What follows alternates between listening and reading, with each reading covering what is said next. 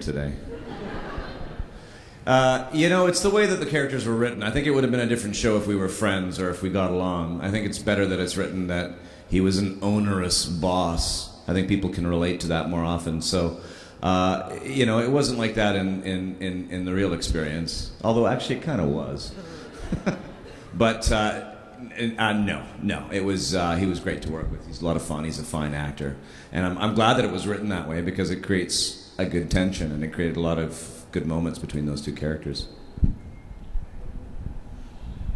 Hey, young guys. Question for all three of you.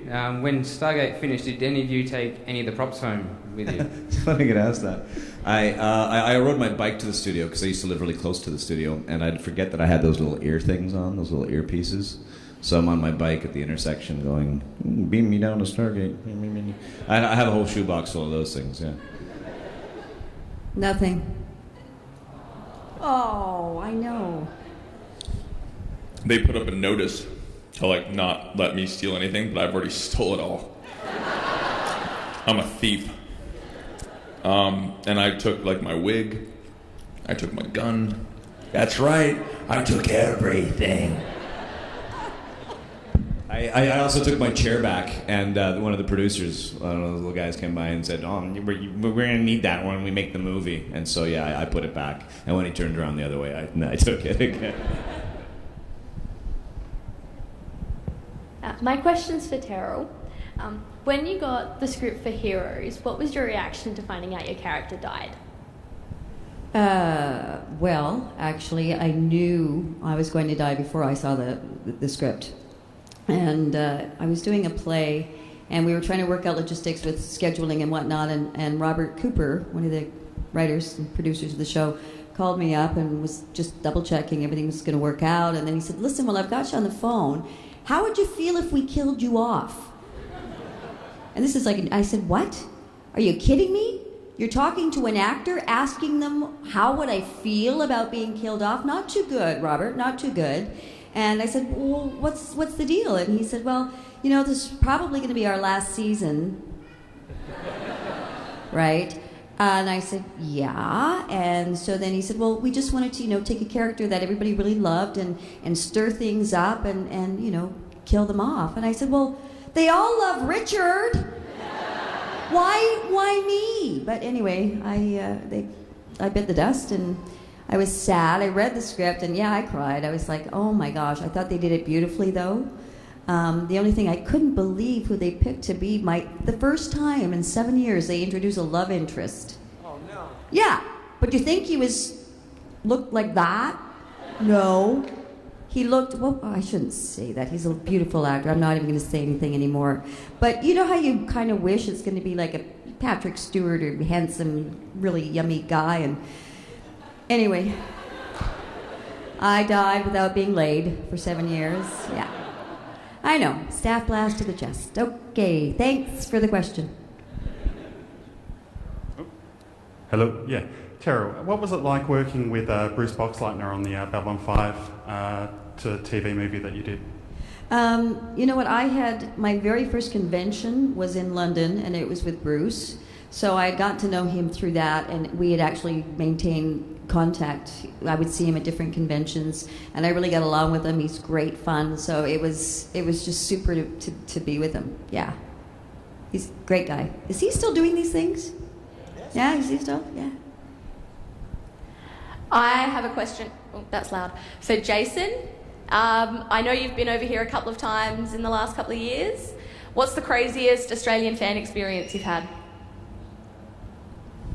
I haven't had any bad experiences with them. I'm pretty crazy. You gotta be really crazy to go toe-to-toe with me. Everyone's been really respectful, so sorry I don't have any weird... Do you have any weird fan stories? No, you guys are all nice. Cut to, you guys are all in my bathroom. Alright, this is weird. My question was for Terrell. How did you manage to remember all of that medical mumbo jumbo that you did on Stargate? You know what? That was the hardest for me. To me, learning, it's like you were saying, learning a different language. It's kind of like learning a different language and having to do your homework to find out what drug you know you're administering, and you have to make it sound like you really know what you're talking about. So that was I'm pretty good at remembering lines, but I had a heck of a time learning that stuff. And the guy's name was Saul Rubinek. That's who it was, who played the guy who thought I was cute. Then I died. Yeah. Okay, thanks. Just for all three of you, what was your favourite moments on Stargate? Any at all? Most memorable? There was an episode called Adrift, which was a lot of fun to do, and I think the clip won the Emmy, Grammy, what are they called? Emmys for the sci-fi effect. It's where Joe Flanagan and I are jumping over the void, and it was done really well. We were like marionettes. We were in these space suits, these $10,000 space suits that apparently they build off of plans on the internet. So if you want to make your own, you can do that yourself too. They're very highly detailed. There's a mirror on the top of the glove, and you could read the labels in reverse on your thing. And so they slammed us against this wall, and we did this whole afternoon, and with cooling vests, and that was really cool. And then when you saw what it looked like, it was really good. And then there was that afternoon in the elevator with Amanda Tapping. Yeah, that was awesome. One of my favorite moments, was that the question? I would say working with the late, great Dom DeLuise. I just thought he was amazing, and it was a real challenge, because in that particular episode, we're talking, if you've seen it, Ergo, and I'm not supposed to be able to see him, and so the whole time that we're sitting around the boardroom, Dom is doing all these things, blowing in my ear, playing with things, and I'm not supposed to acknowledge the fact that he's there. And I'm literally biting my cheeks because he was so funny. And then when the scene ended, he was like, "Wow, you're good," because he couldn't break me. But yeah, I would say that would be one of my favorite moments. I think one of my most memorable moments. I am really close to Joe Flanagan, and he had a pretty horrific thing happen in his life, and it was just him and I, and we were in this, it was almost like a building that was completely blown apart, and we were trapped in, does anyone remember that?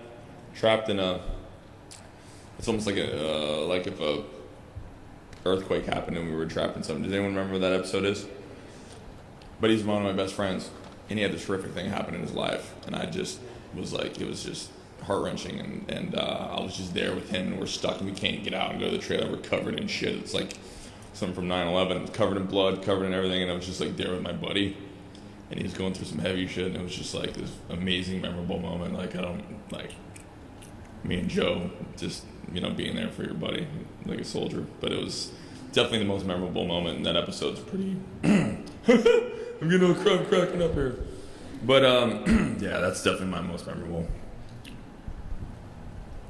Sorry to bring everyone down. That's okay. I have another question. If this is for all three of you, if you could work with any actor, living or passed away, who would it be? Dame Judi Dench for me, hands down. Love her. Marlon Brando. Natalie Portman.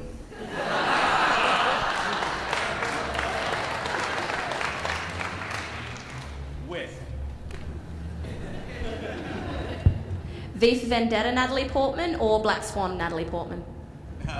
Both. He's like professional, man. Yeah, professional Natalie, not crazy Natalie Portman. This is for all three of you. What projects in the future are you all currently involved with or going to be involved with? This has been a bit of an epic world tour for me. I started in Paris, and I was doing a film in the Czech Republic, entirely in Czech, called Vánoční řezy. Right? What do you mean you don't know it? Yeah, coming soon to a Czech video bin near you. No. There's high hopes for this one. It's a Tarantino-esque sort of shoot 'em up. So that's where the haircut came from, and that's where the -11 degree. And we were pushed by 2 weeks because the pipes froze in our original location. So that was in February, and then on to Madrid, and then back to here to Australia, and the trip continues. So work abounds, hopefully. We just finished doing 13 episodes of a show called Cult for CW. Matt Davis, Jessica Lucas, Robert Nepper, et moi. So we're hoping that gets picked up, obviously. And then while I was here, don't you love it when that kind of stuff happens? They got this call saying, "Can you put yourself on tape?" And it was the night of the cocktail party in Perth, and it's 12:30, and I'm still jet lagging, and I'd had a couple of